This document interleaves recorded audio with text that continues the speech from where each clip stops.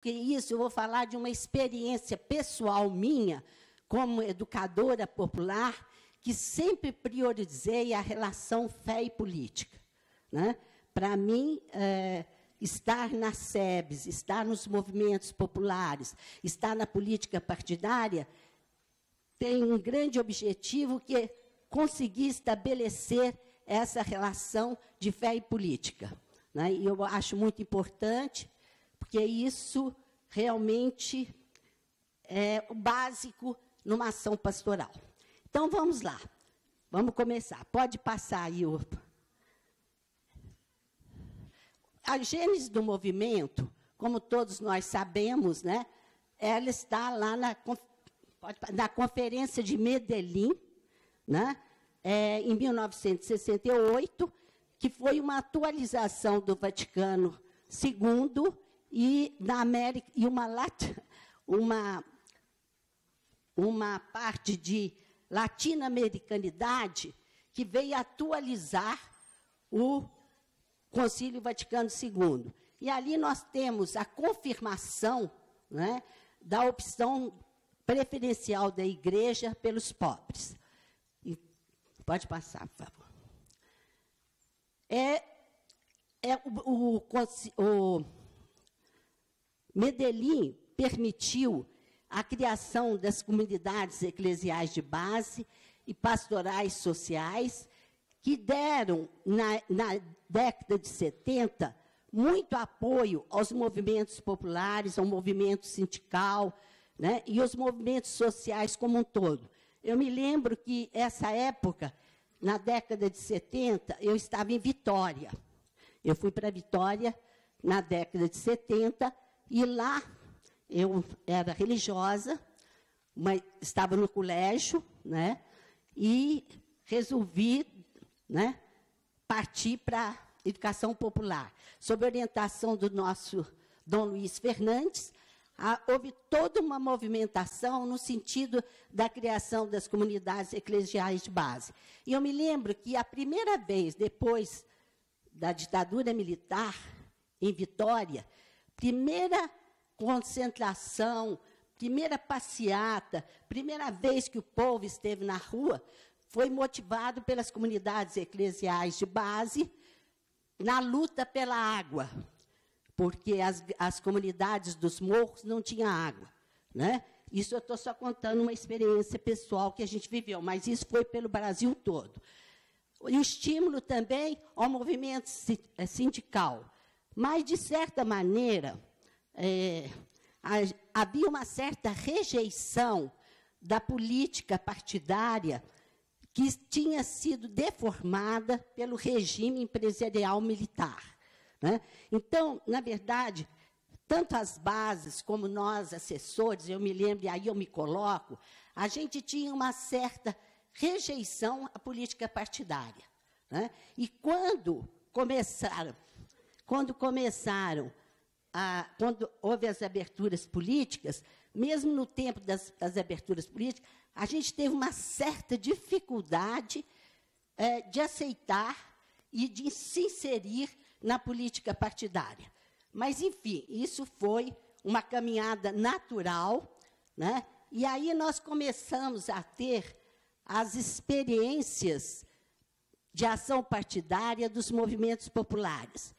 Uma primeira experiência que a gente teve foi da corrente popular do PMDB, que antes era MDB, né? No Mato Grosso.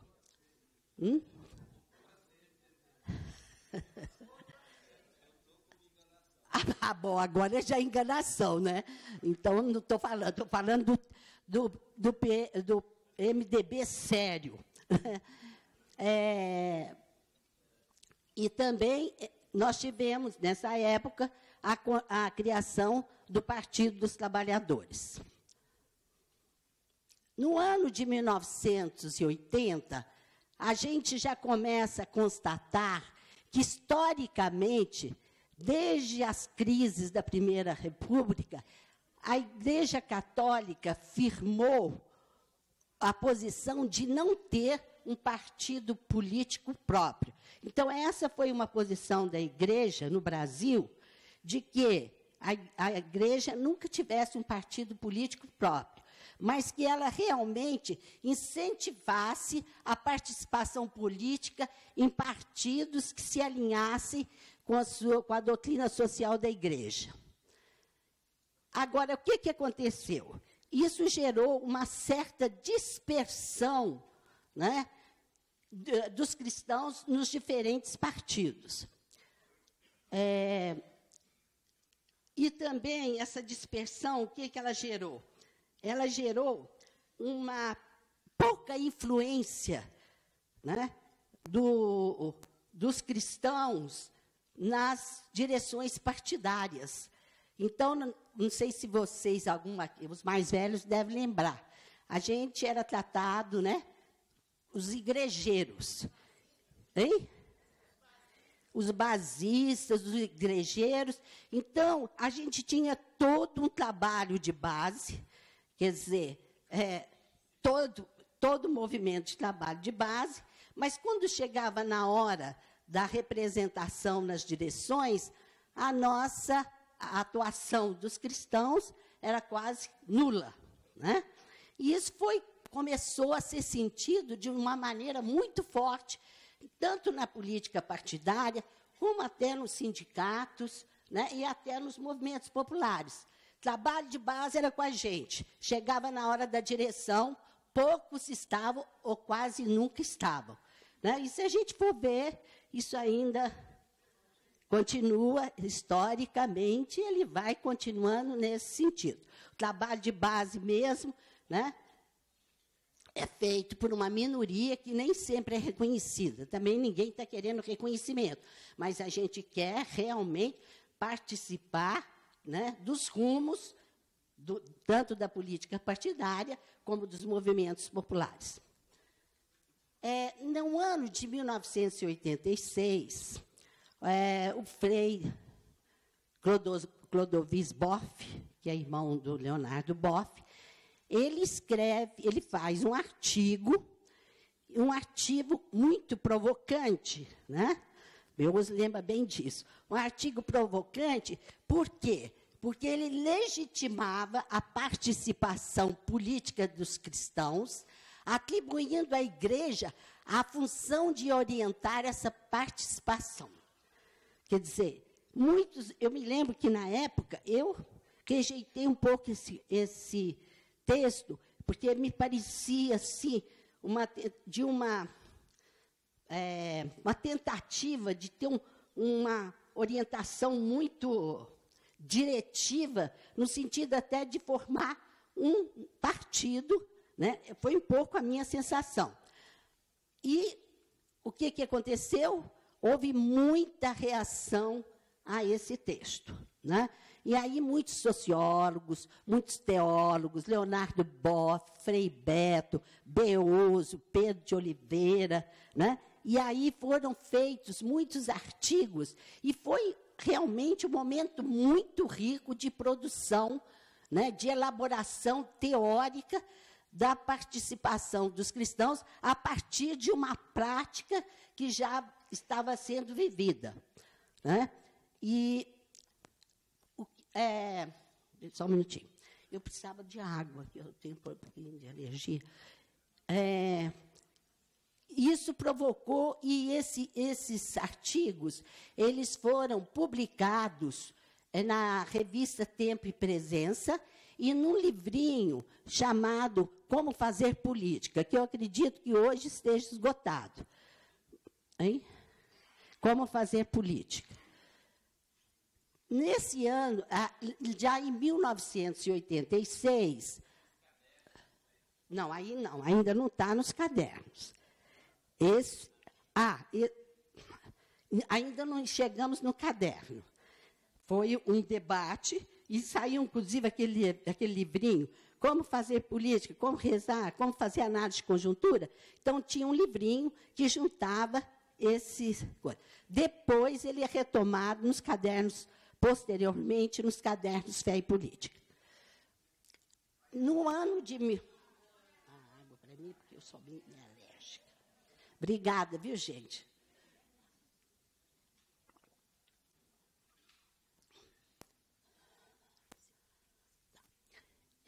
No ano de 1986, a CNBB promove encontros de políticos para aprofundar a reflexão e estabelecer consensos, né?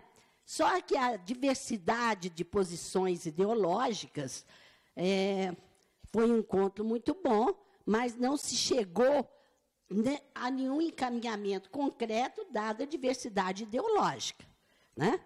Tinha gente dos mais variados partidos, e aí o encontro foi muito afetuoso, mas não houve encaminhamento. Eu não sei se alguém aqui participou desse encontro, né? Mas ele é histórico. A identidade católica, quer dizer, chegou a uma conclusão que a identidade católica, por si mesma, não oferece base como instrumento de uma ação política, né? Então, não é suficiente. O fato de sermos católicos não garante a nossa atuação, né, como a nossa atuação num consenso político. Outra coisa que foi muito importante nessa época é que, desde 1988, o CESEP já oferecia o curso latino-americano, e, nesse curso latino-americano, a temática fé e política foi muito estudada, né, e muito debatida. Eu acho que isso a gente não pode esquecer nesse momento histórico, né? Principalmente nos cursos latino-americanos, que teve uma contribuição muito grande para a participação dos cristãos na política. Agora eu vou entrar no histórico do movimento, o movimento em si, que nós chamamos Movimento Fé e Política. Em 1989, com todo esse histórico, o Centro de Direitos Humanos de Petrópolis, né, que o Leonardo Boff também fazia parte, com umas dezenas de militantes, resolveram fazer um encontro com algumas pessoas, alguns cristãos, vamos dizer, porque nessa primeira reunião não foi tão grande a questão do ecumenismo. Então, reuniu pessoas que, a partir de sua fé, estavam inseridas nos movimentos populares, nos movimentos sociais, e alguns já tinham militância partidária. Inclusive, alguns, bem poucos, já tinham até cargos, né, políticos. Então, entre essas pessoas, havia uma sintonia no campo da ética, reforçado pelos laços de amizade, né? Então, foi um encontro que aconteceu no Rio de Janeiro, e diga-se de passagem, eu não participei desse primeiro encontro, mas foi um encontro que, além dos leigos, nós tínhamos lá alguns bispos. Você estava lá, meus, nesse primeiro encontro? Não, né? Mas lá que eu tenho certeza que estiveram, Dom Valdir Cavalheiros e Dom Tomás, né? Tenho a impressão que Dom Luiz Fernandes também estava, mas não tenho muita certeza. Então, além dos leigos, a gente teve a presença desse bispo. Foi um momento muito forte, né, de encontro e de participação. Mas, nesse encontro, se conseguiu chegar a alguns consensos. O grupo não se tornaria mais uma tendência dentro do PT. Por quê? Naquela época, já fervilhava dentro do PT as correntes políticas, as diversas correntes políticas. E eu me lembro até quando Frei Beto me chamou para a segunda reunião, eu disse o seguinte: olha aqui, se for para formar mais uma tendência do PT, eu estou fora, né? Não, você vai lá e você vai ver que não é isso. E, realmente, esse consenso já estava estabelecido. outro consenso, que a política não se reduz aos partidos, mas se dá igualmente nos movimentos populares. Isso, para nós, hoje, era tranquilo, mas naquela época não era, não. Né? Que a gente não faz política só dentro da política partidária. A gente faz política nos movimentos populares, nos movimentos sociais, no movimento de moradia. Enfim, a gente faz política cotidianamente. Né? Isso não era muito ainda claro para todos. E estabeleceu, nessa época, nesse encontro, ficaram alguns desafios. O primeiro desafio foi a disparidade entre o número de cristãos nas bases dos movimentos sociais e do próprio PT e a pequena representação nas instâncias de decisão. Então, isso foi um primeiro desafio, né, que se apresentou nesse encontro. Outro desafio foi a necessidade de articular vários grupos informais para dar-lhes mais consistência. Porque, nessa época, já existia, nas bases, a reflexão de fé e política. E muitos grupos, como as comunidades eclesiais de base, né, a leitura, os círculos bíblicos, né, focava justamente essa relação, essa necessidade de não construir a igreja, mas construir o reino. E, naquela época, construir para o reino, e também hoje, né, lutar pela transformação da sociedade.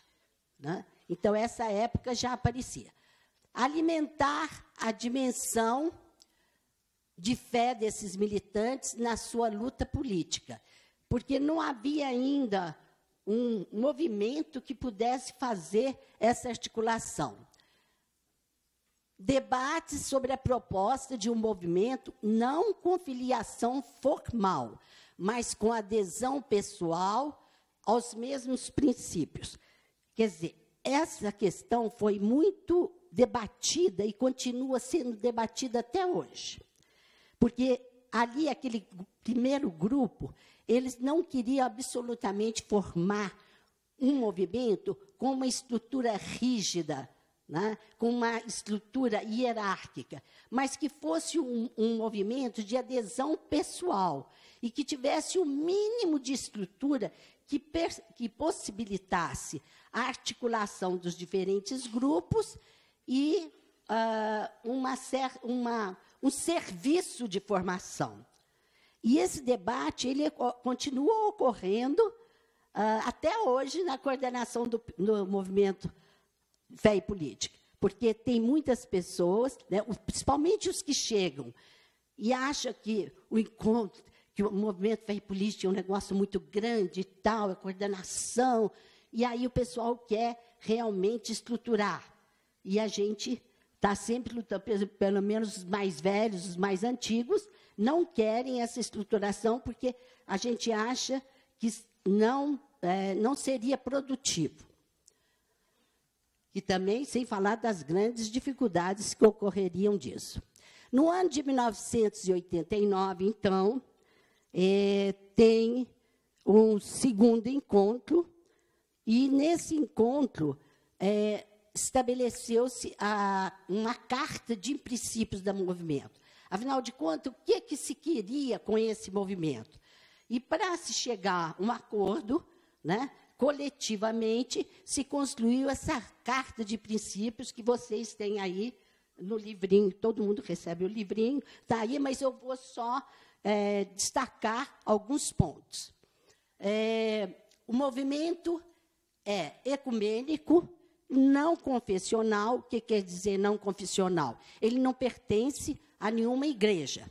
E é lógico que quase todos os cristãos se filiam a uma igreja, mas o movimento, enquanto tal, não se filia a nenhuma igreja, mas é lógico, está vinculado, faz trabalho, mas não tem vinculação confessional com nenhuma dependência, pertencimento a nenhuma igreja específica.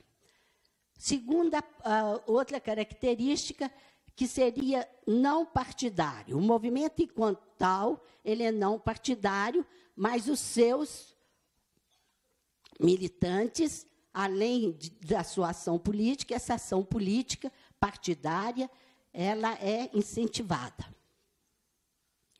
Aberto a todas as pessoas que consideram a política uma dimensão fundamental da vivência da fé e a fé horizonte da utopia política. Voltado para a construção de uma sociedade alternativa ao neoliberalismo que seja socialista, democrática, plural e planetária. Veja bem, a primeira carta ela foi feita em 89, mas 10 anos depois ela foi reformulada. E dentro dessa reformulação, a principal foi, essa daqui já é reformulada, a principal era criar, construir uma sociedade socialista e democrática. A gente parava aí, em 1989. Né? Com a revisão da Carta, em 1999, aí foi acrescida uma sociedade democrática, socialista, ecológica e planetária. Né? Porque nessa época aí de 89, a gente não falava em ecologia. Quem falava em ecologia eram os ecologistas que, às vezes, a gente ainda criticava. Né? A verdade era essa. Né? E, então, aqui a gente já recupera essa dimensão da ecologia e da planetária. Confere prioridade à conscientização e à organização popular. Afirma as classes populares como os principais sujeitos da própria história. Né? Aquilo que a gente já tinha aprendido nas SEBs, né? Que as classes populares são sujeitos, os principais sujeitos da transformação social. E a gente reafirma isso como princípio. Pretende, né, com muita humildade, ser um serviço de formação e informação sobre questões de política, cultura, ecologia, ética e espiritualidade. A nossa proposta pedagógica era justamente uma articulação em redes, sem uma estrutura rígida, mas que seria uma articulação em rede. Qual seria os nossos objetivos? O que o movimento ia fazer? Promover seminários de estudo, encontros e retiros espirituais. E para alimentar esses grupos, após o seminário, após os retiros espirituais, a gente fez uma opção de uma publicação dos textos que foram chamados Cadernos de Fé e Política. Esses cadernos de fé e política, eles foram reunidos em algumas publicações, mas quem quiser conhecer, hoje ele está todo digitalizado no site, na página do Movimento Fé e Política. Então, foi um momento muito rico de debates, né? E aos relatórios do encontro. Inclusive, hoje, nós temos várias pessoas, várias não, mas algumas pessoas que já fazem tese sobre o movimento.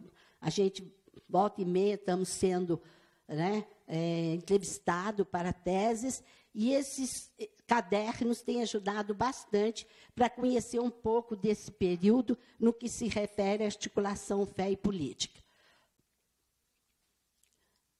Em 1990, a gente vai entrar numa outra conjuntura, né? A vitória do capitalismo neoliberal, rompendo o pacto social, e entre, então, o pacto social criado pela Constituição de 88 e o mercado globalizado. Por outro lado, na igreja, as forças conservadoras ganharam força, ameaçando o trabalho de base, o avanço do neopentecostalismo minava o movimento ecumênico, também no campo evangélico. Né? Então, esse foi um momento muito forte na igreja de um certo retrocesso de toda uma caminhada que se tinha feito a partir da teologia da libertação. Também os projetos políticos de mudança estrutural eram desqualificados como ideologia. Meu tempo aí, como é que está? Quem está tomando conta do tempo? Porque eu.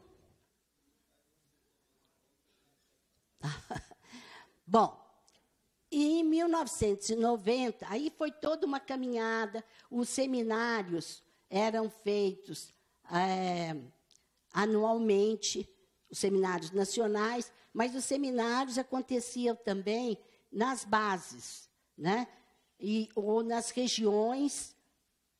Aqui em São Paulo, na época, eu coordenava o CEPIS, né? Centro de Educação Popular do Instituto Sede Sapiência, e a gente fez um seminário sobre marxismo e cristianismo. E nesse seminário nós conseguimos reunir 400 pessoas. Isso aconteceu também na região do Nordeste. Houve toda uma movimentação nesse sentido da espiritualidade militante, do marxismo e cristianismo. Mas esse tipo de trabalho pequeno, de pequenos seminários e tal, ele foi, com o tempo, e dada também a conjuntura de igreja e a conjuntura nacional, ele foi provocando um certo desânimo nas pessoas. E aí, o que aconteceu? Nós tínhamos, nessa época, dificuldades financeiras para produzir os cadernos. E, além da dificuldade financeira, os cadernos tinham pouca aceitação. Chegou um momento que nós, com muita dificuldade, construíamos esses cadernos e os cadernos estavam parados, ficaram parados, né? Amontoados. Que depois, numa outra conjuntura, esses cadernos foram espalhados e hoje muita gente ainda se debruça em cima desses cadernos. Então, passou pelo núcleo central do movimento uma espécie de desânimo de que tinha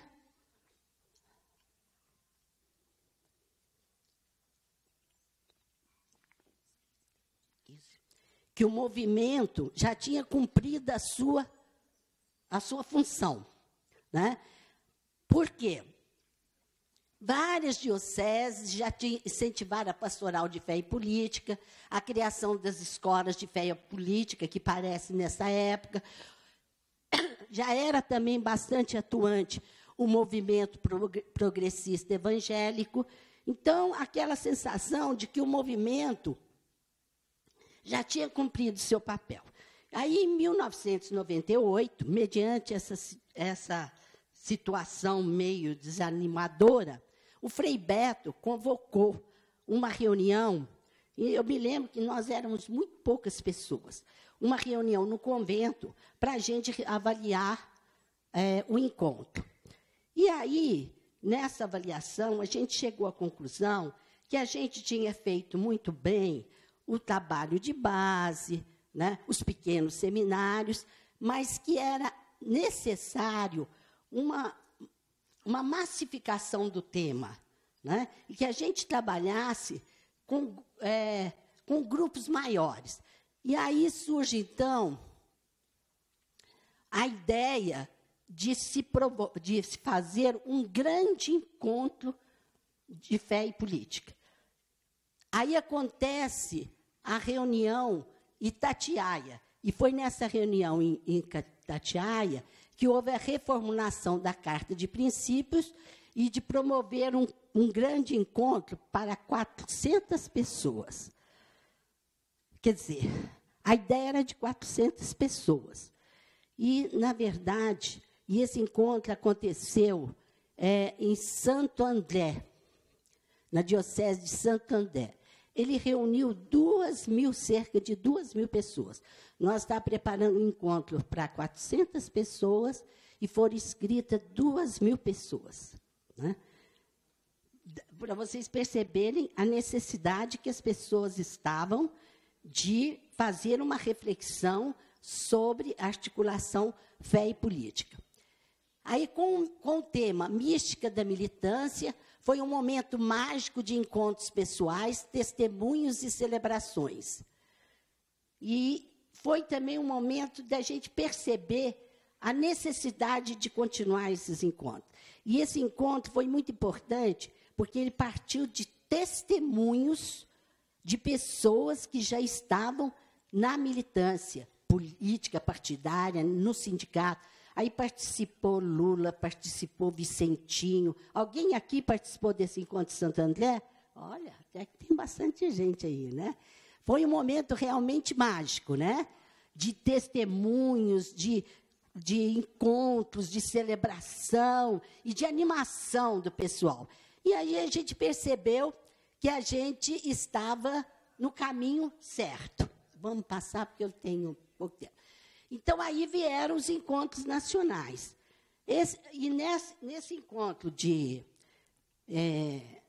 Santo André, a gente, na verdade, construiu uma metodologia do encontro, que foi construída coletivamente e ela foi sendo aperfeiçoada a partir dos outros encontros. Então, o que a gente fez? A gente reuniu todas as forças vivas do movimento social, sindicato, a diocese, pastorais sociais, SEBs, e ali nós fomos construindo uma metodologia do encontro, um pouco também já inspirada, por exemplo, nas experiências do CESEP e nas experiências de outra entidade. Então, as pessoas tinham que fazer inscrição, tinha um preço, tinha um custo, a inscrição, para que as pessoas se sentissem participantes, né? E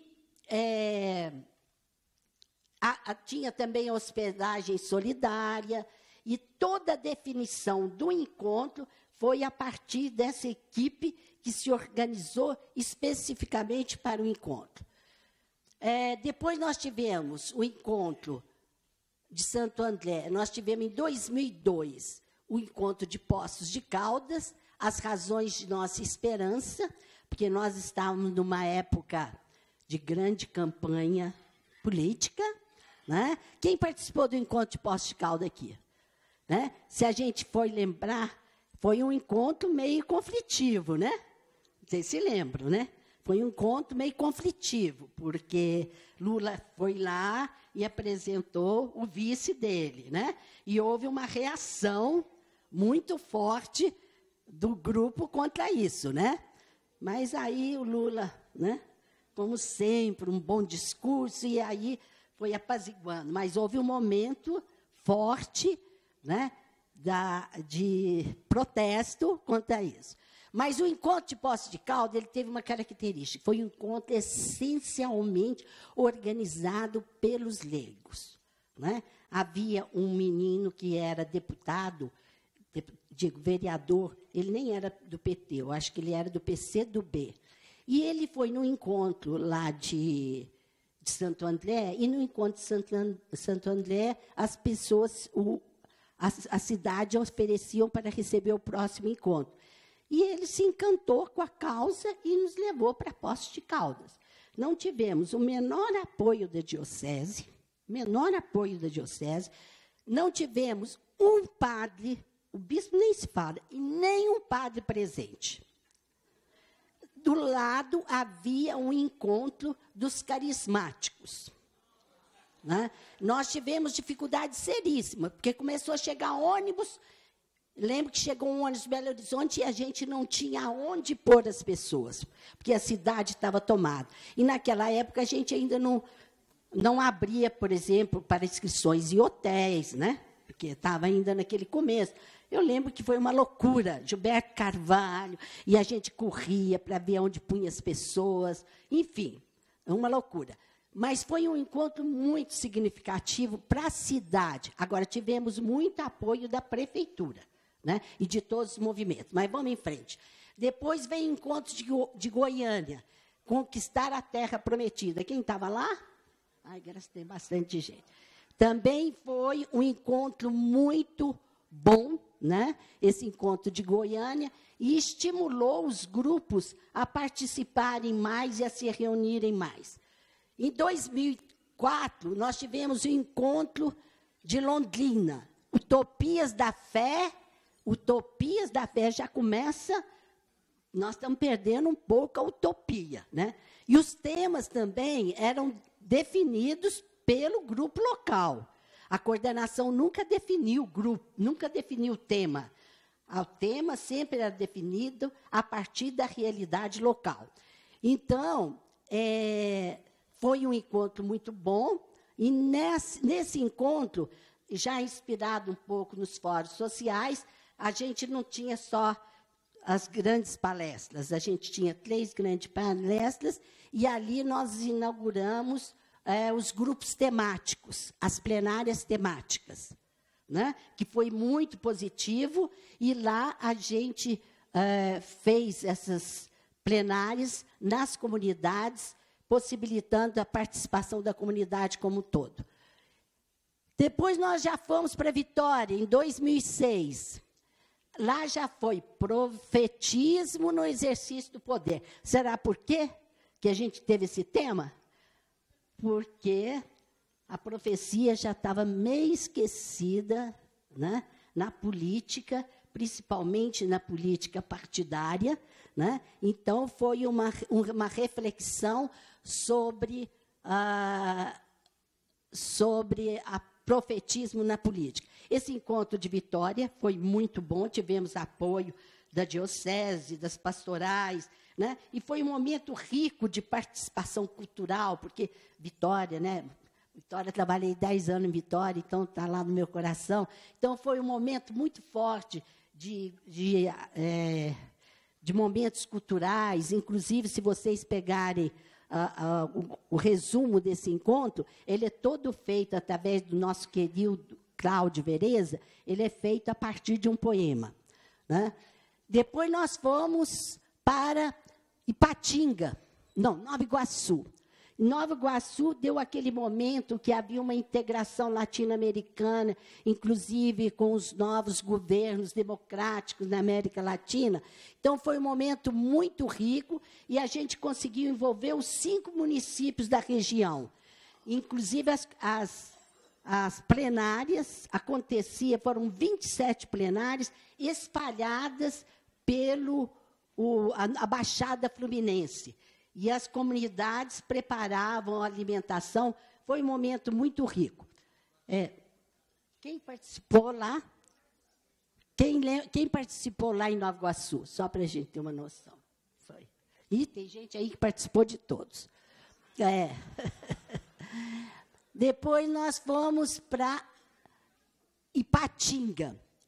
Ipatinga também foi muito rica. Inclusive, eu queria que o César aí levantasse, o coordenador geral desse encontro. Olha lá o César.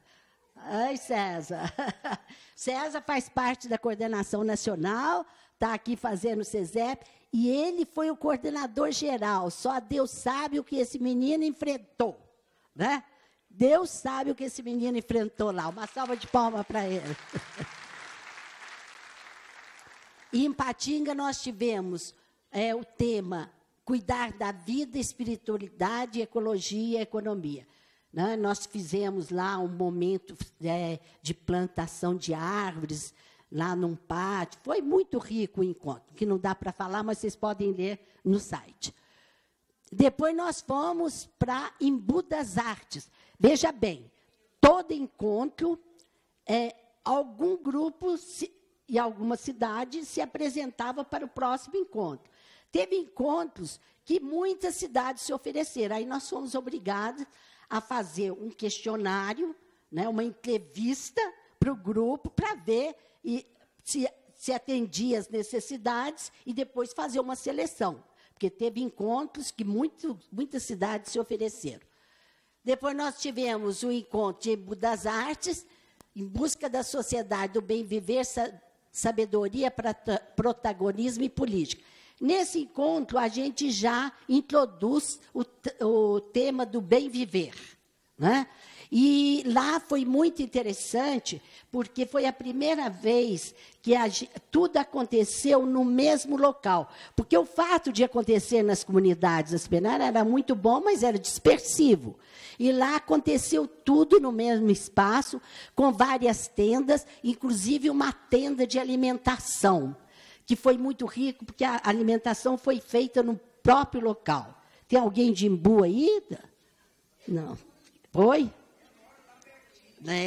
Foi lá. Foi um momento muito importante, né? E muito bom. Lá nós tivemos apoio da diocese e algumas outras dioceses. Depois veio o encontro de Brasília. Em Brasília, nós tivemos uma novidade, que para o CESEP não é novidade, porque nós realizamos o encontro na Católica.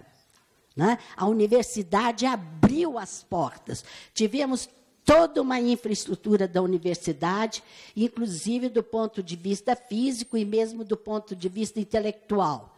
E foi um momento muito importante. Campina Grande, né, que foi em 2016, foi um encontro muito... Tem alguém de Campina Grande, alguém do Nordeste aí que participou? Epa, Chico, foi da coordenação, o Rubens foi da coordenação, tivemos todo o apoio da diocese, inclusive, foi o único encontro que a gente realizou em parceria com a diocese. A diocese não foi apoio, não. Ela foi parceira e, inclusive, liberou totalmente o diácono Lisboa, que hoje faz parte da coordenação, para que a coordenação pudesse agilizar o encontro. Aí não vai dar tempo, né? Talvez a gente termine, que eu gostaria de cantar o canto do Bem Viver. Pode ser? Dá tempo? Vamos lá, Chico. O autor da letra está aqui com vocês e eu acho que a gente não pode deixar de cantar esse canto. Pelo Chico, letra e música do Chico. Com apoio aí do nosso Rubens. Muito bom. Vamos lá. Lá, lá, lá, lá, lá, lá, lá. Lá, lá, lá, lá, lá, lá. Lá, lá, lá, lá, lá, lá, lá, lá, lá. Lá, lá, lá, lá, lá, lá. Bem viver, bem viver. É nosso desejo, nosso bem-querer. Bem viver é manter viva a utopia, nossa fé abastecer. Bem viver é se indignar, lutar contra a exclusão. Bem viver é fazer a vida plena, construída em mutirão. Bem viver é fazer a vida plena, construída em mutirão. Bem viver, é nosso desejo, nosso bem-querer. Bem viver é manter viva a utopia, nossa fé abastecer. Bem viver é se indignar, lutar contra a exclusão. Bem viver é fazer a vida plena, construída em mutirão. Bem viver é fazer a vida plena, construída em mutirão. Águas da solidariedade pra irrigar a terra árida sofrida, vem saciar nossa sede de justiça, essa é nossa premissa de Mandacaru florar. Águas da solidariedade pra irrigar a terra árida sofrida, vem saciar nossa sede de justiça, essa é nossa premissa de Mandacaru florar. Bem viver, comigo aí, vamos lá! Bem viver é nosso desejo, nosso bem-querer. Bem viver é manter viva a utopia, nossa fé abastecer.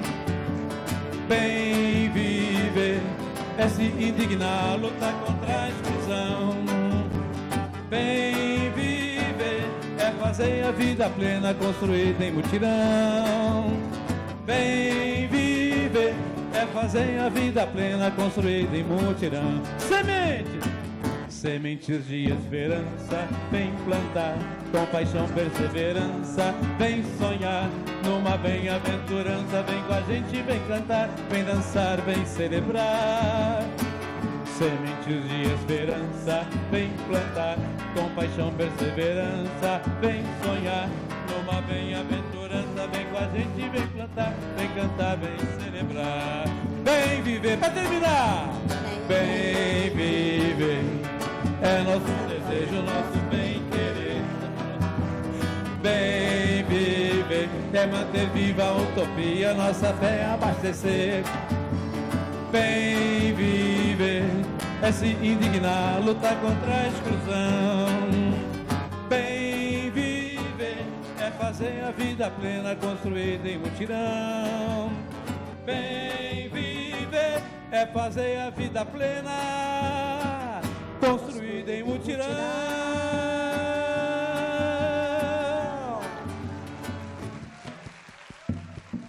Essa música está à venda ali na feirinha, no CD. Tem o CD, viu, gente? Muito lindo. Além dessa música, tem muita coisa linda. Bom, eu acho que o que eu tenho a falar, de certa maneira, já foi sendo falado no decorrer. A nossa metodologia, ela foi uma construção coletiva, a partir dos encontros, e adaptada à realidade local, onde se realizavam os encontros. Pode passar. Eu gostaria, rapidamente, falar da estrutura do movimento, nem sei se é estrutura, mas da nossa organização. Quer dizer, o movimento, ele se organiza a partir... Atualmente, nós temos por volta de 15 pessoas na coordenação nacional, que tem uns 4 ou 5 que somos históricos, né, que já tivemos na caminhada do encontro desde o início, e em cada encontro a gente escolhe, a gente não, a equipe que coordenou o encontro indica 2 pessoas para fazer parte da coordenação, né? Então, essa é a nossa organização.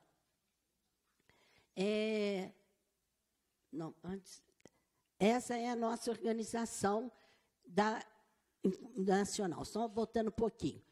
Com exceção o movimento, ele não tem... ele é totalmente voluntário, né? Totalmente voluntário. As pessoas que vão para o encontro, eles têm uma inscrição, pagam uma inscrição, né? Os recursos locais são conseguidos a partir da própria coordenação e ninguém é remunerado. Até as nossas passagens da coordenação são assumidas por nós, o que é um problema, porque nem todo mundo pode assumir passagem. Tem um grupo lá de aposentados, assim como eu e Pedro, né? Aí a gente assume, mas nem todo mundo pode. Então, para esses, a gente faz uma vaquinha entre nós, de modo que todos possam estar presentes, né? O César sabe muito bem disso, que ele tem que vir lá de Patinga e não é fácil, né? E também o trabalho em parceria. Pode passar, por favor. Os desafios após o golpe de 2016. Vocês podem observar que houve uma decaída no número de participação dos encontros. Vocês viram que decaiu. Será por quê? Eu acho que isso aconteceu em todas as esferas, né? Primeiro, pela própria igreja, que deixou de incentivar, né, a participação nesse tipo de encontro, né? Inclusive, foi mal visto dentro de muitas igrejas e a gente não tinha ultimamente não tivemos apoio nenhum das paróquias e, às vezes, nem das dioceses. Quer dizer, havia grupos isolados. Então, isso foi acontecendo. Outra razão que a gente analisa foi também o certo desencanto com a política, né? Dada todas essas crises que não cabe a mim analisar, que vocês estão analisando em outras conferências, mas houve um certo desencanto com a política e uma certa criminalização da política que fez com que as pessoas já não priorizassem, né? Também uma certa dificuldade financeira. Então, os desafios pós-golpe, a gente viu que nós não podemos ficar parados nos encontros nacionais, que a gente vai ter que fazer o caminho inverso que nós fizemos para os grandes encontros, que esse caminho tem que voltar para as bases e tentar animar os grupos de bases e os grupos regionais, estaduais, porque não dá mais para ficar só em encontro nacional.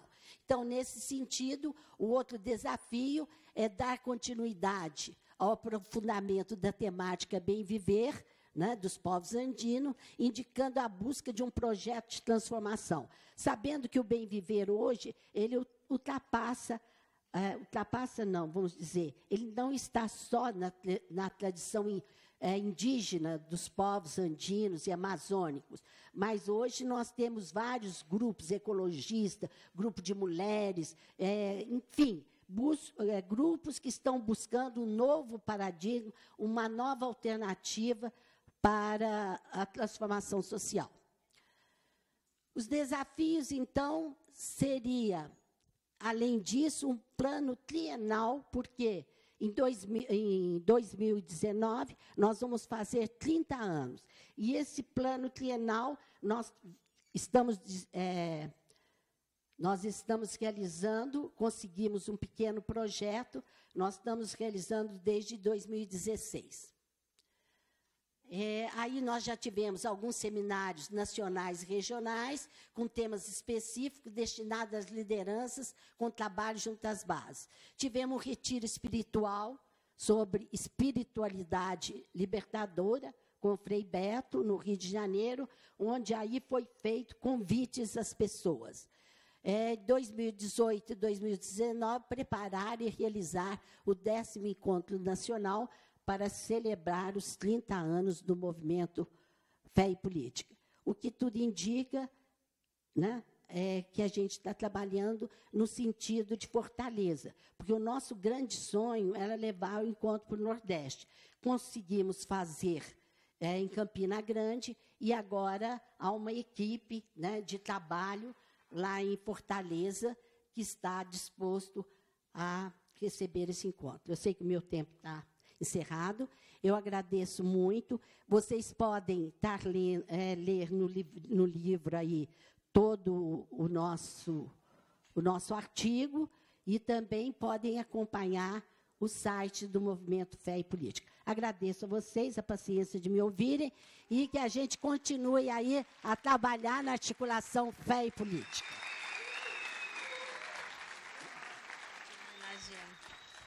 Então, a Terezinha compartilhou sua vida, sua história nesse movimento tão belo que sustenta a nossa prática, e o curso de verão quer presenteá-la com uma lembrancinha para que você lembre desse grande mutirão que você faz parte. Palmas de novo para a Terezinha. E para quem ela tinha vários materiais, ela falou que queria compartilhar, nós vamos baixar isso no site do SESEP também, tá bom? Inclusive a projeção de hoje que ela cedeu, tá bom? Convido a Lisa para fazer uma ciranda enquanto a gente prepara a chegada do próximo assessor, tá bom? Cadê a Lisa da dança circular? Vem cá, Lisa. Então, a Lisa, com a equipe do palco, vai nos ajudar. Então, para a ciranda, a gente não pode fazer sentado, né, Lisa? Isso mesmo. Então, bom dia. Convido todo mundo a ficar de pé. Espreguiçar um pouquinho, se esticar. Vamos lá, gente, todo mundo de pezinho. O convite da Zezinha ontem, né? Vamos sair em movimento, então vamos ficar em pé, espreguiçar.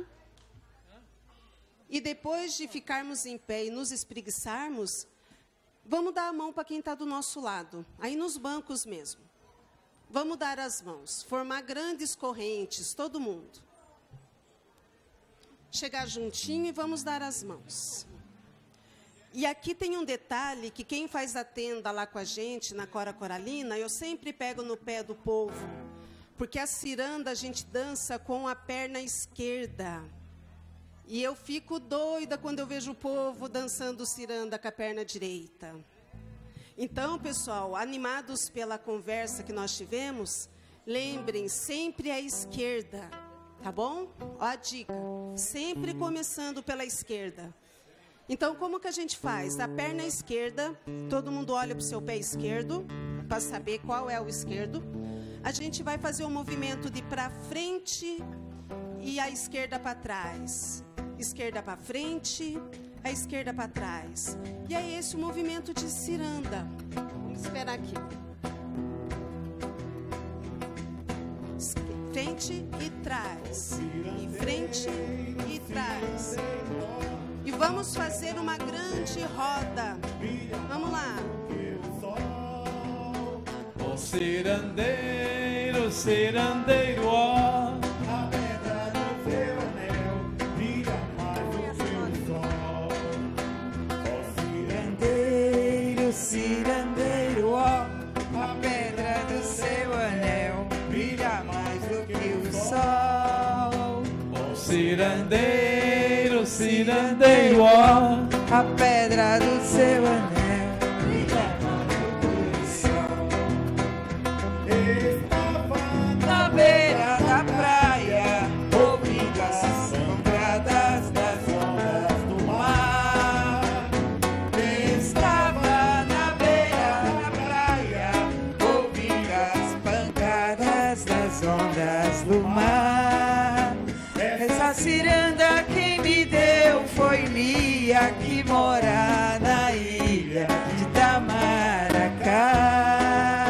Essa ciranda quem me deu foi Lia, que mora na ilha de Itamaracá. Cirandeiro, cirandeiro, ó. A pedra do teu anel brilha mais do que o sol. Cirandeiro, cirandeiro, cirandeiro, ó. A pedra do teu anel brilha mais do que o sol. Mandei fazer uma casa de farinha, bem maneirinha, que o vento possa levar. Oi, faça sol, faça chuva, oi, passa o vento, só não passa o movimento do cirandeiro a rodar. Oi, faça sol, faça chuva, faça o vento, só não passa o movimento do cirandeiro a rodar. Achei bom, bonito, meu amor, piscar. Cirandas maneiras, vem cá, cirandeira, vem cá viajar.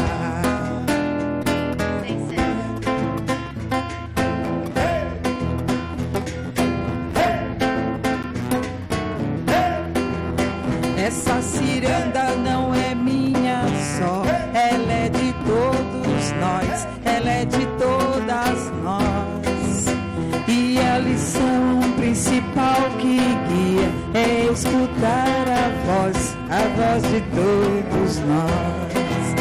Essa ciranda não é minha só, ela é de todos nós, ela é de todas nós. E a missão principal que guia é escutar a voz de todos nós.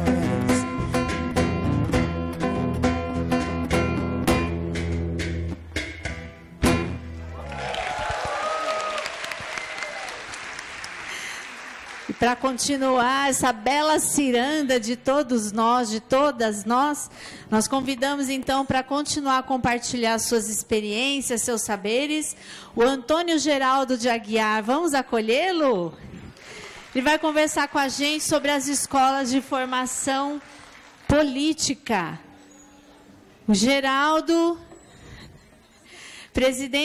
professor aposentado da Unesp, foi presidente do Conselho Nacional de Leigos, diretor do INTEL, Instituto Teológico de Lins, membro da equipe diretiva do SESEP e membro da coordenação do CEFEP, Centro Nacional de Fé e Política. Então, vamos acolher com alegria nessa ciranda o Geraldo para compartilhar com a gente.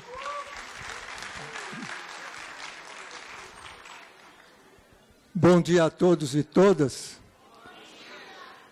Então, é com muita alegria que estou aqui com vocês hoje, né, nesse rico processo de formação, que é o curso de verão. Já tive a alegria de encontrar algumas caras conhecidas por aí, né? E o que eu vou fazer aqui hoje é dar notícias, né, de algumas escolas. Já falei em muitos encontros, mas eu continuo tímido para falar assim. Nós vamos continuar aqui. Eu falo um pouco atualmente da experiência da coordenação do Centro Nacional de Fé e Política, do Helder Câmara. Ela falou de várias atividades, muita plumagem para um pequeno pássaro, de todas as coisas que foram ditas, né?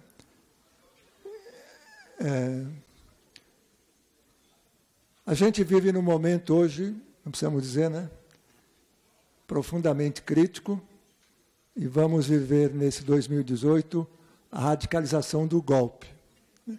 É dentro dessa conjuntura que é significativo esse curso, esse encontro, e o tema que a gente está abordando, né, nesse momento bastante complicado em que nós vivemos, do ponto de vista político, do ponto de vista econômico, do ponto de vista da quebra dos direitos e do verdadeiro golpe, né, que nem sempre as nossas igrejas conseguiram se posicionar claramente contra esse momento e esse golpe que estamos vivendo.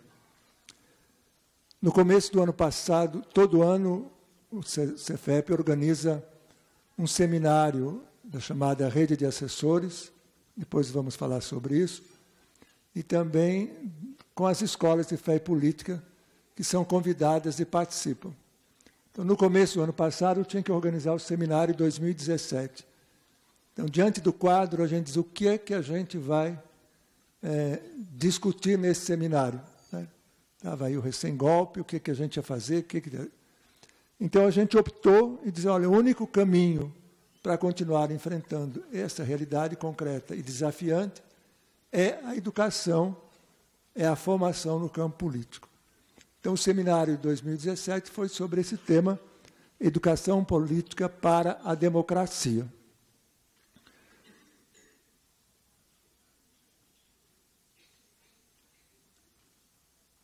Essa questão da fé e política, você pode voltar atrás lá e deixar parado a introdução aí, que não tem muito o que fazer. Do nosso ponto de vista eclesial, a política sempre era coisa de bispo, de padre, lá mais atrás dos príncipes. Quer dizer, a nossa alforria de participação política plena como sujeito se dá a partir do Vaticano II e a partir do documento da Gaudet Spes, Alegrias e Esperanças, onde, de fato, nessa relação e nesse diálogo que a Igreja estabelece com o mundo a partir do concílio, aí é que vai ter uma clareza do nosso papel como cristãos na nossa inserção no campo da política. O tema central, quando a gente fala das escolas, é o tema da formação. Essa palavra é complicada porque ela sempre indica, às vezes, a ideia de colocar em forma, né? Formatar a nossa formação. Padre Libânio, em uma das suas publicações, diz, não resolve muito, mas a gente poderia, em vez de usar a palavra formação, usar a palavra formar-se, no sentido de que nós devemos ser protagonistas do nosso processo de formação, quer individualmente, quer coletivamente. Então, esse tema da formação, ela sempre perpassou e perpassa a vida da Igreja. Mas nesse campo de fé política também já há um caminho feito. Nós vimos antes aí do Movimento Nacional de Fé e Política. Mas ainda ele é um grande desafio, porque ainda hoje há muita resistência nas nossas comunidades com relação a esse tema. Também hoje, porque tem também um fundamentalismo católico que também quer imprimir uma perspectiva política a partir da sua ótica, da sua ideologia, né? A gente já ouve falar hoje da criação de um partido católico, né? Se a gente ouvir lá desde 1916, né? E aquilo que a Terezinha colocou, onde houve uma opção clara de que esse não é o caminho, né? Eu acho que esse processo formativo se insere, como aqui e como na maioria das escolas, numa perspectiva de uma educação libertadora, problematizadora, a partir da experiência de Jesus Cristo e também, recentemente, a partir da contribuição do nosso grande educador Paulo Freire. Hoje, nesse campo, acho que há a exigência de uma formação muito mais sólida para que o nosso agir cristão tenha, de fato, impacto na vida da sociedade e consequência. E acho também que é fundamental um processo, já existe, acontece, mas um processo de uma organização mais clara dos grupos, da nossa inserção, da nossa vivência nesse campo, né? Ainda há muito amadorismo nessa realidade, né? Inclusive, é o trabalho de TCC, de um aluno que vai apresentar agora, semana que vem, no Cefep, que ele trabalha muito bem essa questão a partir desse compromisso, de uma perspectiva de transformação da sociedade, né? de um compromisso libertador, a necessidade e a urgência de articularmos, né? Formação, ação e organização, né? Para nós, evidentemente, essa fundamentação da nossa formação, a gente pode recorrer à palavra de Deus quando Jesus fala da videira e dos ramos, né? Para que a gente possa produzir mais frutos. Esse é um pouco o nosso fundamento. Depois é uma formação que deve ser integral, né? Em todos os aspectos, para que, de fato, a gente possa ter uma maturidade na nossa fé, no nosso compromisso e ter consequências claras no nosso agir cristão. Nessa perspectiva, é claro, é um desafio permanente nas nossas comunidades de como articular fé e vida, né? De como articular teoria e prática, né? E como articular, como eu já disse, formação, ação e organização. Penso que hoje a gente deve, né, aproveitar um pouco, né, dessa retomada do Vaticano II a partir do Papa Francisco, né? A gente poderia ler juntos esses slides. Uns se dedicarão a atividades pessoais, comunitárias, outros a sindicatos e associações, outros ainda à própria política partidária, candidatando-se e exercendo mandatos políticos. Tal é a importância da ocupação de cargos políticos, que somos assim exortados pelo Vaticano II.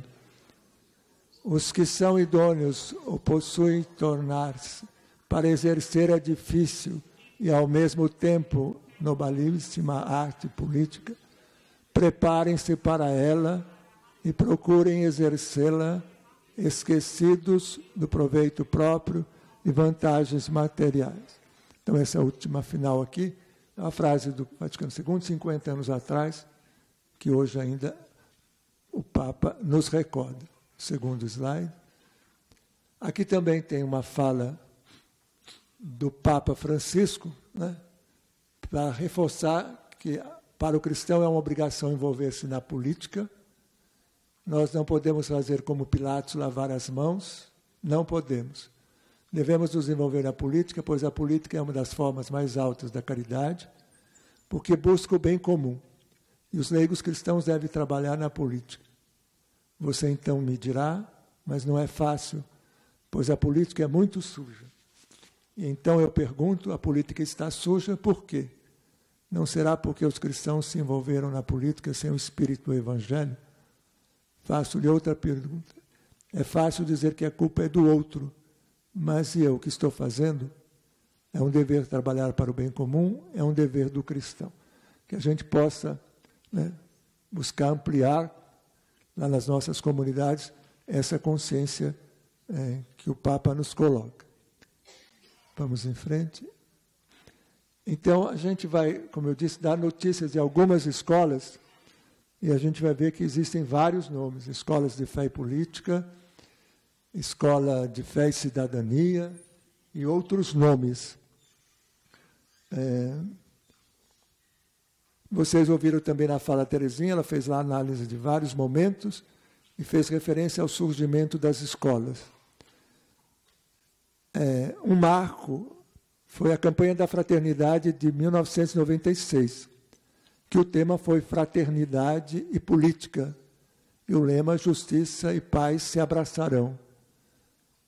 É claro que antes disso houve toda uma caminhada, vários outros organismos existentes, o IBRADES, o SESEP, enfim, mas a partir daí se inicia esse processo de criação de escolas, embora haja pelo menos 2 ou 3 escolas que nasceram antes dessa data. Então, aqui tem um mapa de um levantamento ainda incompleto do que a gente tem de escolas, e eu pediria, se vocês tiverem conhecimento de algumas que não estão aí, vocês, por favor, nos informem. Estamos nesse processo de mapeamento. Há mais aí, em torno de mais de 60 escolas. Eu vou chamar a atenção de algumas delas. Vocês podem ver por mapa que em alguns estados a gente não tem ainda nenhuma escola. Então, nesse período último, a nossa mãe é a escola de Ji-Paraná, em Rondônia.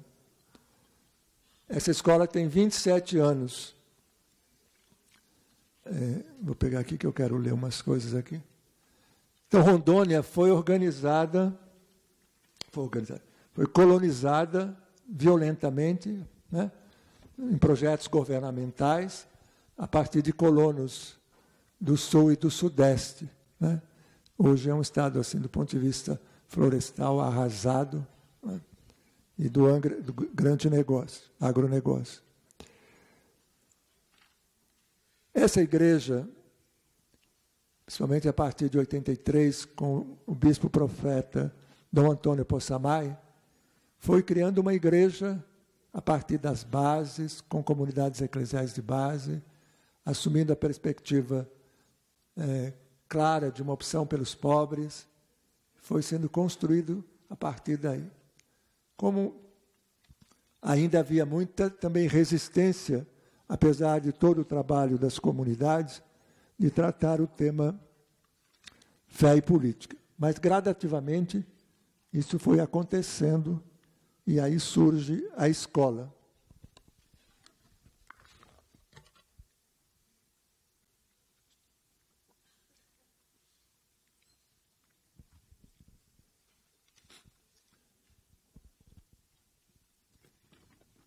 A fala inicial, quando ele foi criada a escola, tem uma fala de Dom Possamay, que é a seguinte: hoje estamos reunidos não é para fundar um partido da igreja. Não é uma reunião para membros de determinados partidos. É uma reunião para começarmos um trabalho de aprofundamento do conceito do compromisso político partidário. É uma reunião para ajudar os cristãos que entenderam a dimensão política e fé, para que adquiram conceitos e convicções e que os ajudem a serem fiéis à sua fé no engajamento político. Então, claramente, essa era a visão de Dom Possamay, naquele momento, na escola, com toda a clareza de como constituir essa escola. Então, essa escola, ela sempre envolveu a participação das comunidades, dos movimentos sociais. Também teve a preocupação de preparar gente para estar diretamente nos partidos ou na ação política institucional. A Odete, que é a atual coordenadora da escola, ela diz que a escola contribuiu e continua contribuindo para sensibilizar o povo, principalmente leigos e leigas, que muitos alunos, ex-alunos, estão hoje, graças à escola, envolvida nos conselhos municipais, nas associações, e que alguns deles estão na militância política partidária. Alguns foram eleitos, vereadores e prefeitos, e muitos cumpriram o seu mandato a partir de tudo aquilo que ouviu, um compromisso sério com a comunidade. Então, essa é a mãe um pouco das nossas escolas. Depois há um grupo de escolas regionais. A maior delas são escolas locais. A gente sabe também que existem escolas paroquiais, mas esses dados a gente não tem. Então, uma escola regional, lá no Pará, em Belém, então, no Pará tem uma escola em Belém e uma outra escola na Prelazia de Xingu. O IPAR tem mais de 40 anos. É um instituto que nasceu com a preocupação da formação dos padres, dos religiosos e dos leigos. Então, essa era a preocupação global quando tem o IPAR criado em 1971. A partir de 90, o IPAR se dedica especialmente ou prioritariamente à formação de leigos e leigas. E dentro do conjunto dos cursos de formação, existe o curso de fé e política, que no decorrer desse período teve altos e baixos, e a partir de 2005 tem um curso mais institucional, primeiro com 3 etapas, normalmente uma semana, 15 dias, não um curso mais regular assim. E, a partir de 2005, um pouco também reforçado por um membro da equipe, que é a Leila, e ela veio fazer o Cefep na sua primeira turma. E, a partir daí, o curso foi sendo montado lá, um pouco a partir do esquema do Cefep. Então, é um curso regional que atende as várias dioceses daquele regional. Depois, a outra escola regional, um pouco por ordem de nascimento, é a Escola Huberto Plumen. Aqui estamos separados por estados, né? E que reúne o Rio Grande do Norte, Pernambuco, Alagoas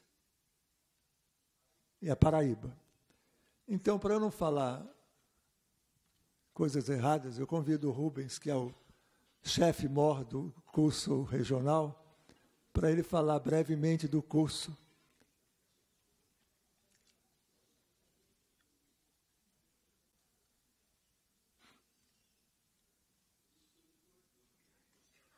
Ele ficou chefe-mor e engordou. Ainda bem que ele não fica parado, ele anda bastante. Bom dia. Eu ando bastante mesmo.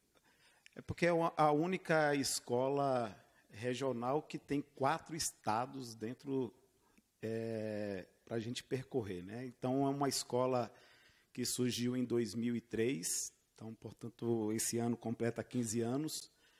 Eu faço parte da formação dessa escola como aluno. Fiz parte da primeira turma em 2004. E desde então não saí, né? Que passei por todas as etapas até chegar à coordenação. É uma escola que já nasceu itinerante. Então, por estarmos em 4 estados, então encontramos a forma de cada módulo, cada encontro dessa escola acontecer em uma diocese do regional. Então, são 6 módulos durante um ano, então a gente vai percorrendo esses estados. Também, o principal, quando a escola surgiu, não era de formar pessoas para estar nos partidos, mas era para ser um espaço de formação, principalmente da base. Então, por isso, até hoje, a gente tem uma certa resistência até de se ligar a uma universidade, né? Não negando a importância da academia, mas para que a gente não se afaste realmente da base. Por exemplo, a gente tem alunos como Toninho Pescador, lá do Rio São Francisco, como o Gildo, que está ali, indígena, Chucuru, né? Muitos desses não tiveram oportunidade de estudar, né? E que a escola foi um espaço em que as pessoas se expressaram, né? Puderam se expressar, mostrar sua luta, também ensinando para a gente e aprendendo ao mesmo tempo. Nós também temos a metodologia da educação popular e, atualmente, temos uma coordenação só de 3 pessoas, né? Eu, Glória, lá de Recife, e também Marcos, que é o coordenador do setor pastoral social do Regional Nordeste 2, e ajuda de uma rede de assessores também do Regional Nordeste 2, do qual fazem parte Dom Sebastião Armando, também o pastor Zé Marcos, que vai estar numa das mesas, e outras pessoas, né, ligados a pastorais sociais e a luta diária. Então, assim, a escola surgiu regional, né, pegando a primeira etapa, que era mais para dar a base dessa relação fé e política, mas a necessidade, com o decorrer dos anos, foi fazendo com que a gente também assumisse uma segunda etapa, que era para aprofundar as temáticas de políticas públicas, mobilização e controle social.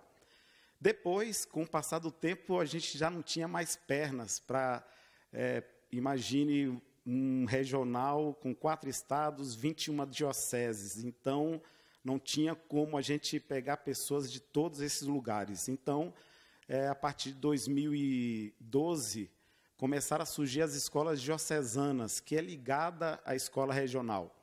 Então, hoje já são 15 escolas. E o interessante é que, também no decorrer dessa experiência, alguns irmãos da Igreja Batista em Coqueiral se aproximaram da gente, e foi nesse momento também que surgiu a primeira escola de fé e política no mundo evangélico, que é ligado à escola regional, porque eles não quiseram se apartar e a gente não quer se apartar também.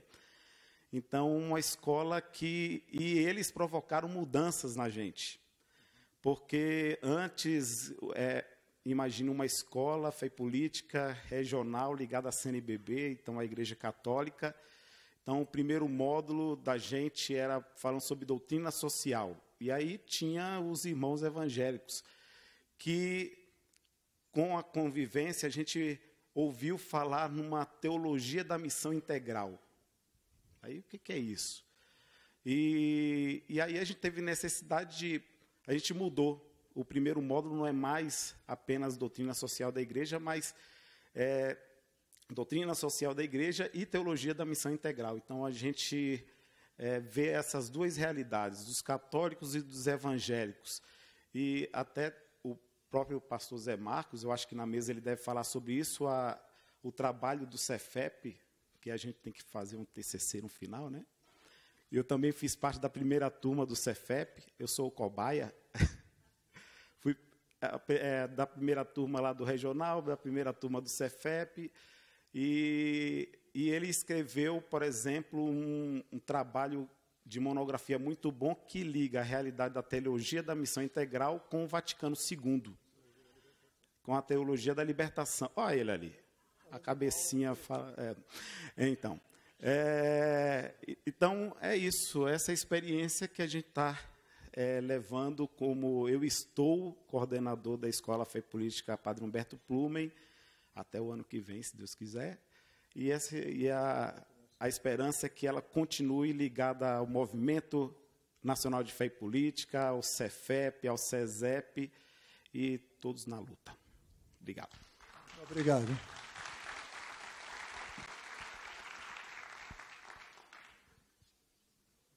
Então, se vocês olharem no mapa também, então, quando a gente vê Recife, então, lá em Recife está a sede da escola regional, tem uma escola da arquidiocese, e em Recife tem a escola da Igreja Batista, né? Então, aí a Igreja Batista tem também a Escola dos Sertões, né? Também ajudou a criação de uma escola em Natal. Então, Natal tem uma escola do mundo evangélico e tem uma escola da Igreja Católica. Quem sabe um dia os vasos comunicantes possam melhorar, né? E também em Salvador. Então, o pastor está aí e vocês têm um texto dele no livro, na página 237. Né? Já aproveito para dizer também que sempre foi uma bênção também a presença dos irmãos no curso do Cefep, né? Certamente nós, de ambos os lados, crescemos e mudamos, né? Então, a outra escola regional, que eu não vou falar muito, é uma escola regional que faz pouco tempo criada, em Cuiabá. E a escola regional que está nascendo agora, nesse ano, é em São Luís do Maranhão.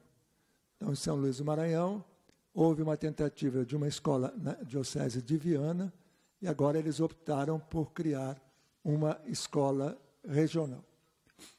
Das escolas locais, eu só estou pegando alguns estados, né? Então, uma escola local que eu quero chamar a atenção, é a escola de São José dos Campos, aqui do estado de São Paulo. Ela começou em 2001. Né? É uma escola que inicialmente tinha a preocupação de preparar gente para os cargos eletivos, aí no processo foi mudando para ser uma escola mais ampla, que tem essa preocupação, mas também de gente para os vários campos de trabalho. Atualmente, essa escola realiza suas atividades na Faculdade Católica de São José dos Campos. Então, os cursistas recebem os certificados dessa escola. E todo ano eles realizam encontros diocesanos de fé e compromisso político. Então, aqui dessa turma, que foi da primeira turma também, então vários dos alunos que participaram do Cefep ou vieram ou depois assumiram ou coordenação ou curso, ou ministrar aulas nos vários cursos, né? E depois a outra escola é a escola de Guarapuava, no Sudeste. Em Curitiba teve, por 10 anos, uma escola regional, que a preocupação única era preparar gente para estar vereador, prefeito, deputado, enfim, no campo político. Mas ela já não existe nesse formato. Então, a escola de Guarapuava existe desde 2002, então tem 16 anos, ela tem 4 módulos, e hoje ela faz uma parceria com uma universidade estadual no Paraná, com o departamento dessa universidade, utilizando, inclusive, os professores da universidade. Já formaram mais de 200 alunos, e também já teve gente, teve uma que fez, acho que a segunda turma do Cefep, que ela foi vereadora a partir de um trabalho que ela tinha com o movimento Mulheres, e depois foi vice-prefeita da cidade. Depois, no Sul,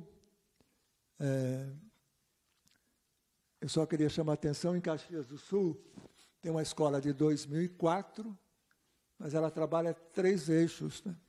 Fé, política e trabalho. Então, aqui há um diferencial, porque cada escola também procura responder um pouco à realidade própria de cada um. Em São Paulo, tem várias escolas, e se vocês olharem aqui em São Paulo, na cidade de São Paulo, tem escola na região Ipiranga, Belém, Butantã, Cidade Ademar, Hermelino Matarazzo, Sapopemba, Santana, Jardim Ângela, Coab e Jardim São Bento. Né? Então, é um conjunto de escolas, a partir da Pastoral de Fé e Política da Arquidiocese, e vocês terão depois uma apresentação, e vocês encontram informações de todas essas escolas porque depois eles se constituíram numa rede de escolas de cidadania de São Paulo, que vocês encontram aí no livro, na página 217.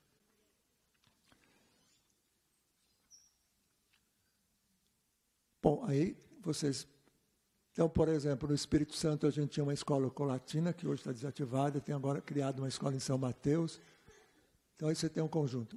Aracaju é uma escola recente. Por exemplo, Feira de Santana se fez a partir da Faculdade Católica. Vitória Conquista e Caetité são cursos que estão iniciando. Então, um pouco essa a nossa realidade. Partindo um pouco de um trabalho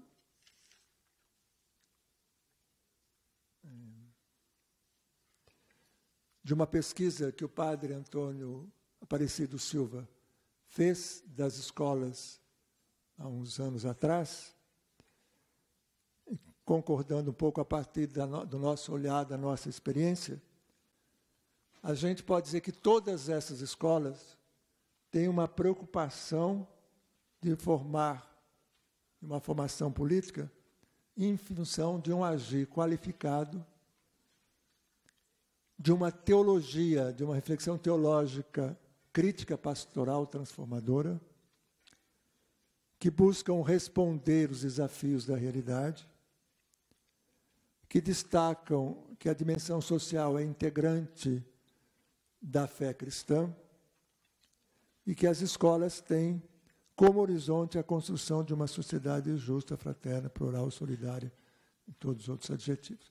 Então, a gente pode perceber que, no conjunto, entre realidades diversas, esse é o horizonte dessas escolas.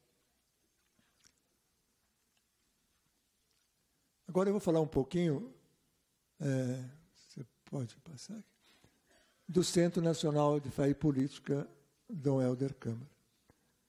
Então, esse centro foi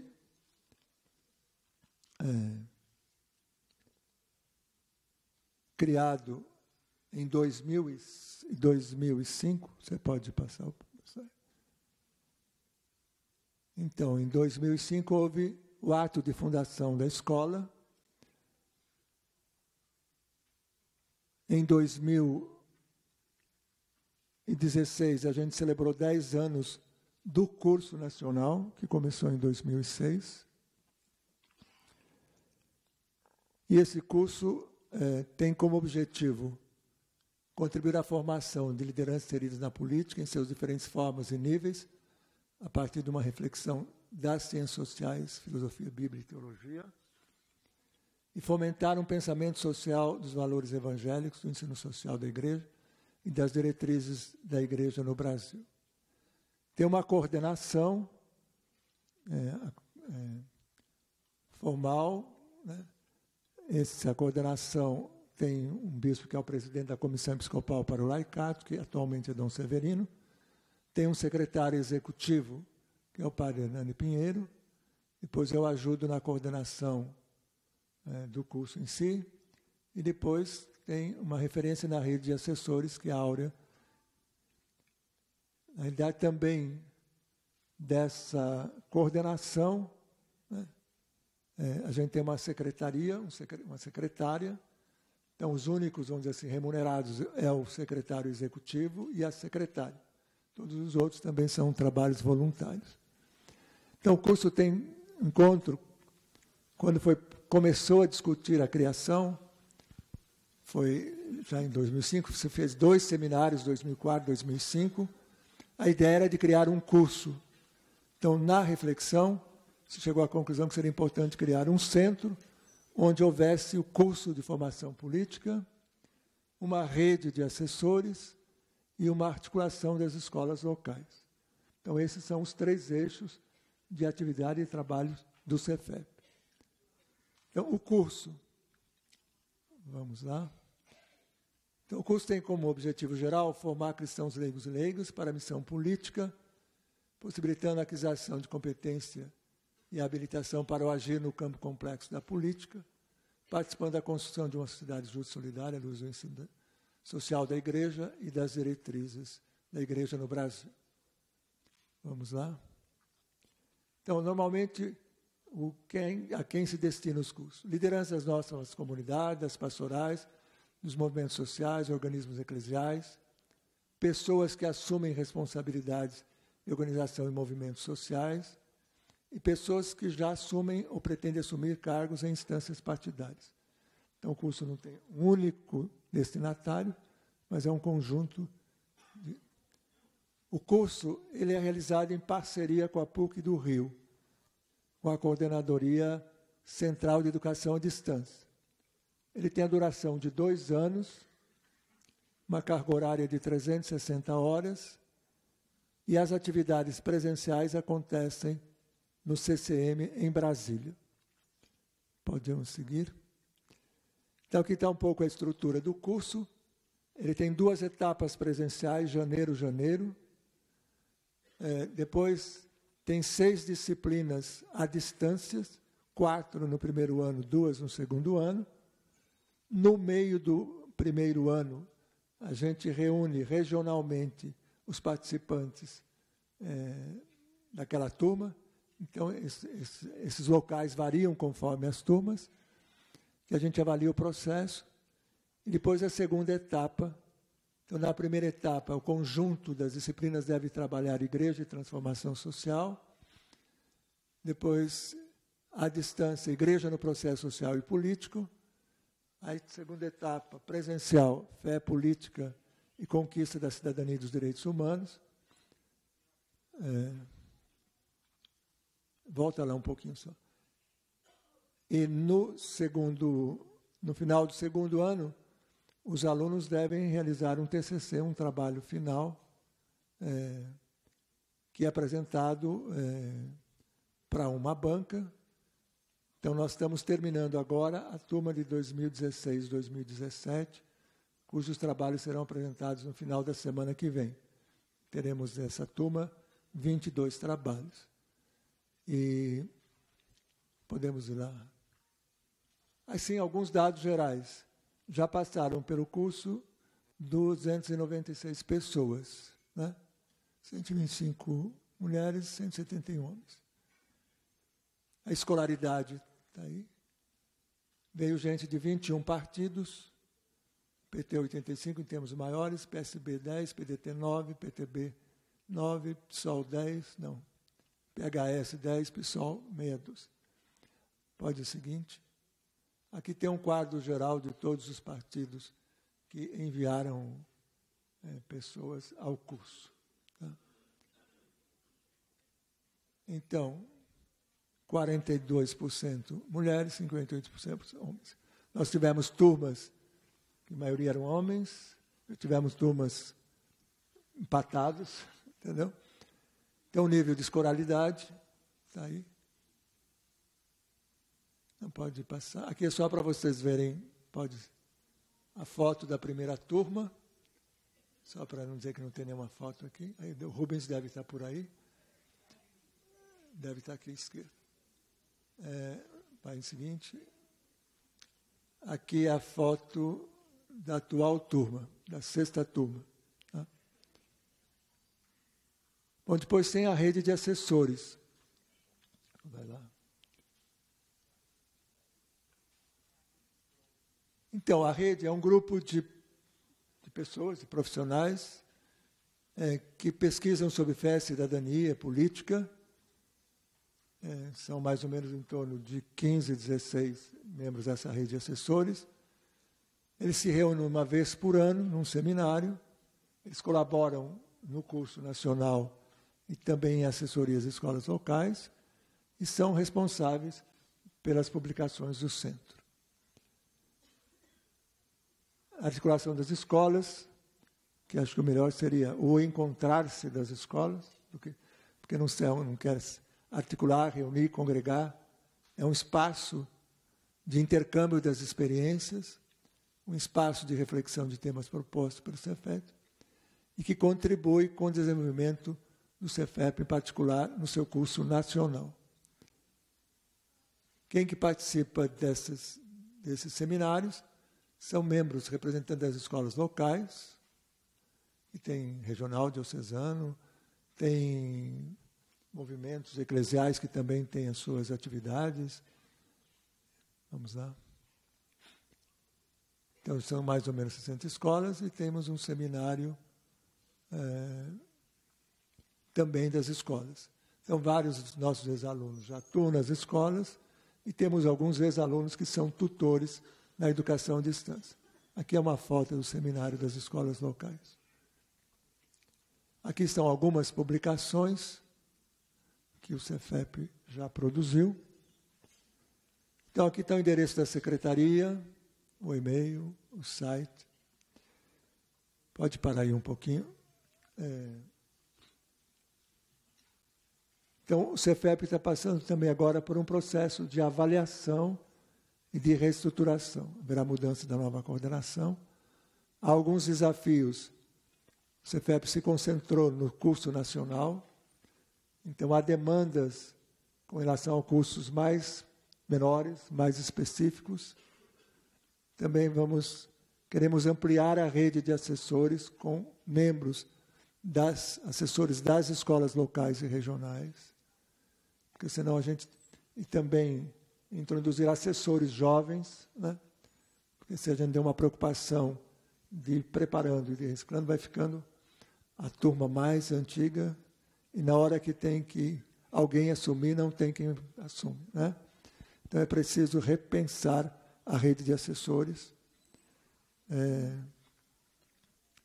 Também a gente precisa utilizar muito mais as mídias, e isso a gente está pensando, repensar o site, produzir material. Então, estamos nessa fase agora, nesse momento.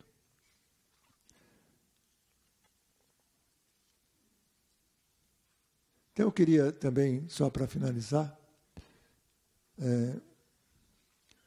então o Cefep, como eu disse, está hoje no momento de reflexão, de avaliação da caminhada depois de 10 anos, né?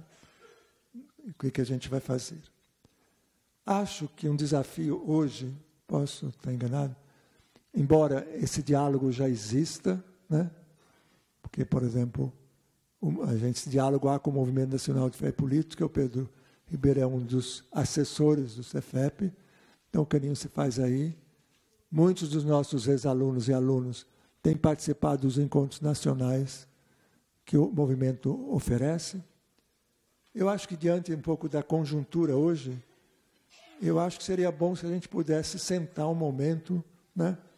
CESEP, Cefep, CONIC, Movimento Nacional, CNL, CONIC, enfim, conjunto de entidades que atuam na perspectiva de fé e política. Eu acho que a gente teria que sentar para pensar um pouco. Claro, cada um continua com a sua autonomia, com o seu trabalho, mas como a gente pensar hoje diante desse momento que é um momento sério, complicado na vida nacional, eu acho que a gente tem que ter ações conjuntas, né? Então, eu acho que seria importante que a gente tomasse. Hoje a gente, de fato, tem um desencanto com relação à política, isso lá na base também.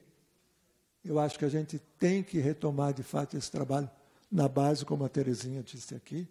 Acho que é um desafio enorme, né?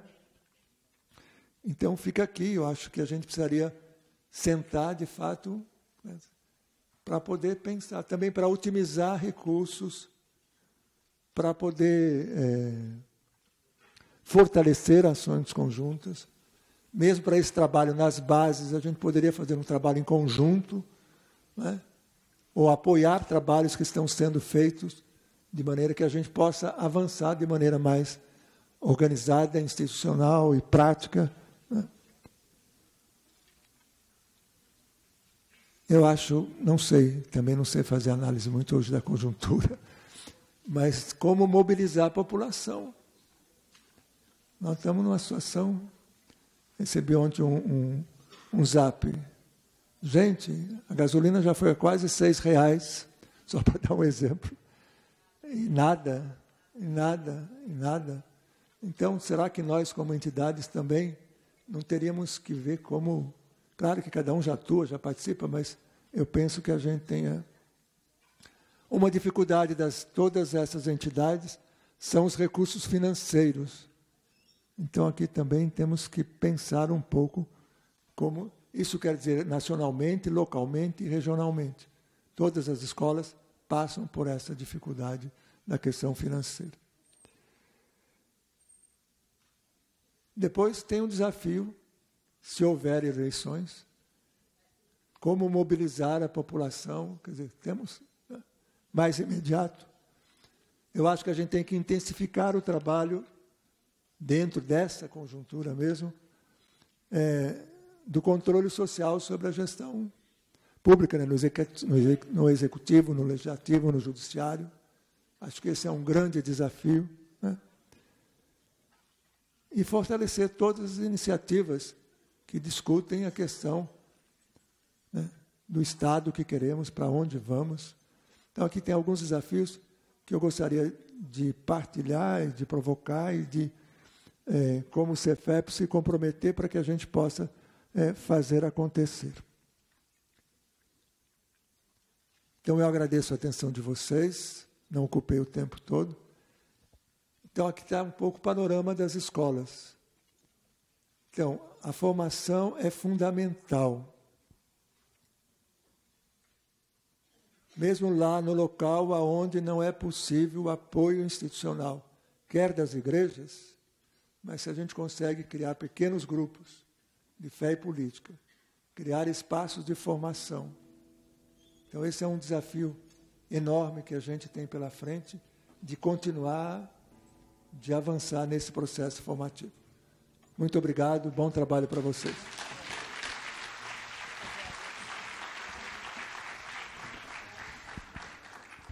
Então, é sempre bom a gente ter essas pessoas que alimentam o nosso corpo e a nossa alma com tanta vida, com tanta sabedoria. Então, uma lembrancinha, Geraldo, do CESEP. E, mais uma vez, uma gratidão com uma salva de palmas. Hoje, nossa manhã, ela está bem diferente. Então, hoje, ao invés da gente ir para as nossas tendas, nós temos uma atividade diferente, certo? Nós teremos mesas onde nós vamos aprofundar diversas experiências positivas na área da política, da ação dos movimentos sociais. Só que a gente vai aguardar com muita tranquilidade a orientação. Então, a gente vai convidar primeiramente, né? A gente vai prestar atenção nos avisos, depois eu vou convidar os assessores de mesas para vir aqui e a gente vai cantar um pouquinho e só depois a gente vai receber orientação para sair. Então, hoje, como avisos, né, nós temos aí uma reunião importante do Movimento de Fé e Política, que o Chico Israel está chamando, na sala 7/4, às 13 horas. Então, repetindo, reunião do pessoal de Fé e Política, na sala 7/4, às 13 horas, com o Chico Israel. E a Rede Amarela também hoje se reúne no auditório 117A, às 14h30. Então, Rede Amarela, auditório 117A, às 14h30. Nós temos também uma informação muito importante. Quem aqui está com celular? Encerramos mais um dia de formação. Continue nos acompanhando pelas redes sociais e principalmente aqui pelo Facebook. Compartilhe esse vídeo que fica postado aqui e até o próximo encontro. Até o próximo encontro. Tchau, tchau. Tchau.